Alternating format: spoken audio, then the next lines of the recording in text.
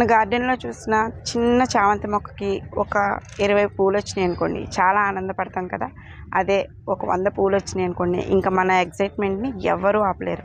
అలాంటిది ఇంత పెద్ద బాల్ని మనం ఒక్కసారిగా చూసామనుకోండి, చాలా హ్యాపీగా అనిపిస్తుంది కదా.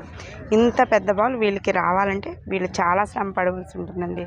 అలాంటిది ఇంత ఎక్కువ క్వాంటిటీలో ప్లాంట్స్ని ఒకేసారి వీళ్ళు మనకి చూపిస్తున్నారు. ఇయర్కి ఏ విధంగా సేవ్ చేసుకోవాలన్నది తెలియక సతమతం అయిపోతూ ఉంటాం కదా. అలాంటిది వీళ్ళు ఇన్ని ప్లాంట్స్ని ఏ విధంగా ప్రాపగేట్ చేస్తున్నారో తెలుసా మీకు?